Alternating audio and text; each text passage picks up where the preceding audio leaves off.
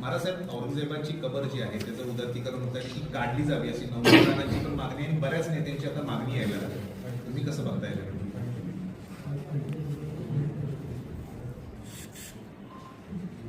तो काय देव नव्हता, त्याचं काही योगदान नाही.